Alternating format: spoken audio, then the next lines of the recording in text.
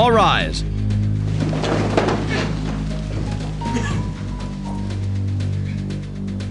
The Honorable Judge Lawrence Adams presiding. Ladies and gentlemen, the court will now come to order. Prosecution may now present their rebuttal or give their closing statement. At this time, the people call Terence Hartt to the stand. You may proceed.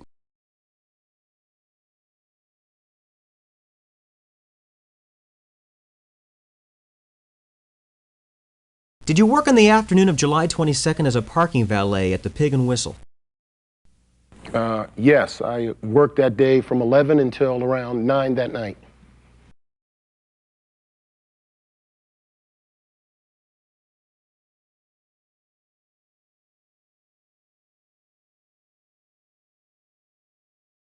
Did you see the defendant on the afternoon of July 22nd?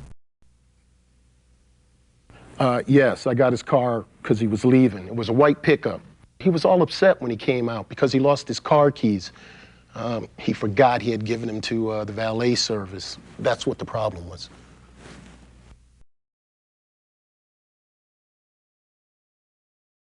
Was the defendant with anyone when he left the pub? No, he was definitely by himself. I remember that because I tried to stop him as he drove away. The way he was acting made me worry about him. No more questions, Your Honor. Mr. Blaine? I have no questions at this time, Your Honor. You may step down.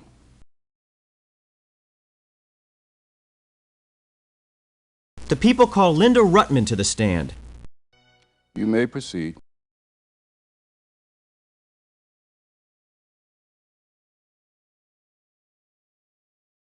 Do you remember the defendant, Mr. Kadri, eating at the Pig and Whistle pub on the afternoon of July 22nd? Yes, I do. I waited on him. I don't remember what he ordered, though.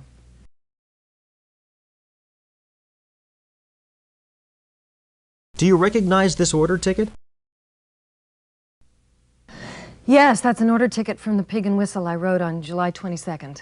Objection. Your Honor, this evidence is hearsay and should not be admitted. I move that the testimony be stricken from the record.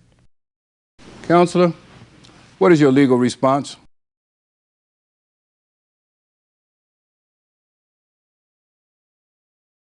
According to Mattioni v. Pacific Gas and Electric Company, the witness can be shown this order ticket so that her memory about this matter can be refreshed. Objection overruled. The evidence will be admitted. Please proceed, Counselor.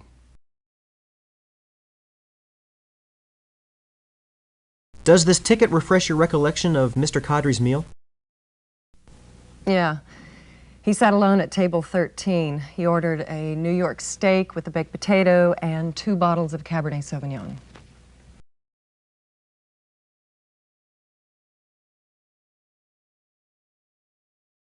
Do you recall Mr. Kadri being joined by another person at any time during his meal? No. He sat alone, ate his meal, and finished 2 bottles of wine. Then after about 2 hours, he left.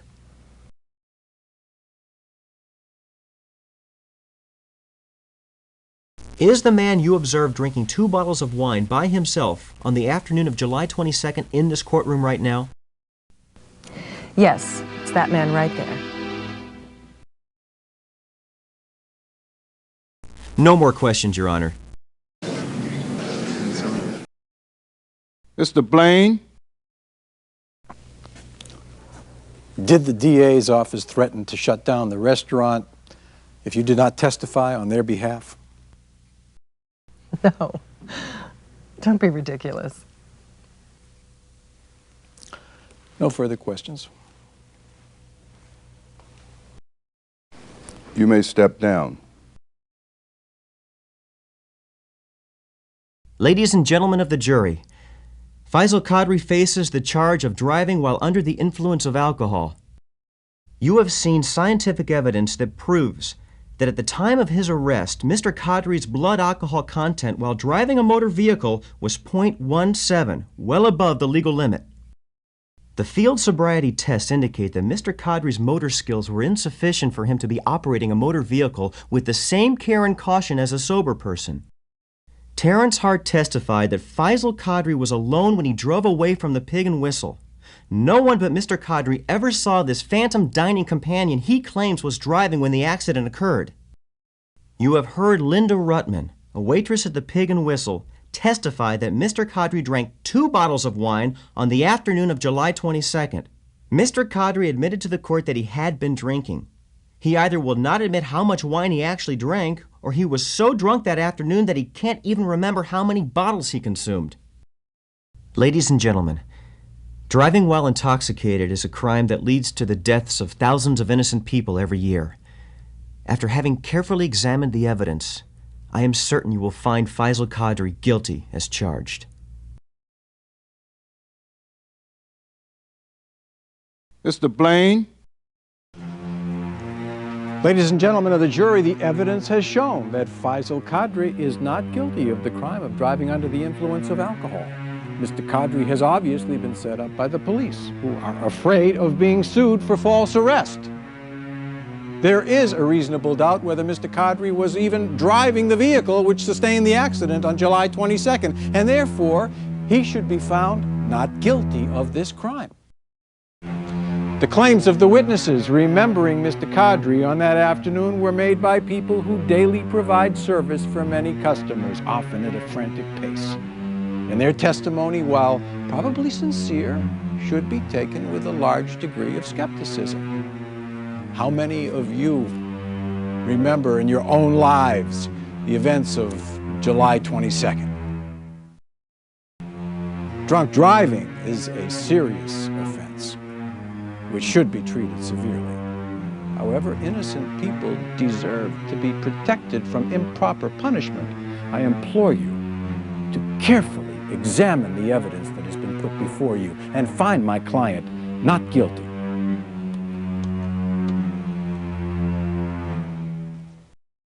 At this time, the jury may retire to deliberate. Court is adjourned until it returns with its decision.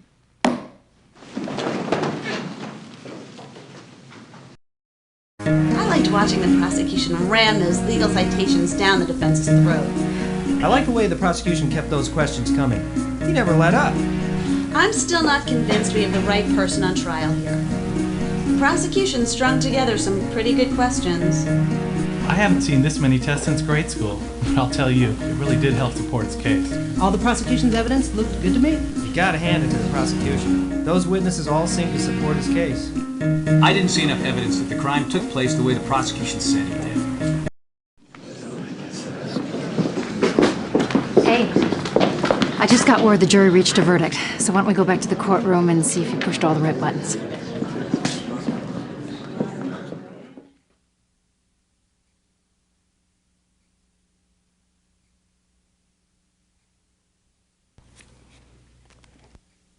Ladies and gentlemen, a verdict has been reached. Will the defendant please rise?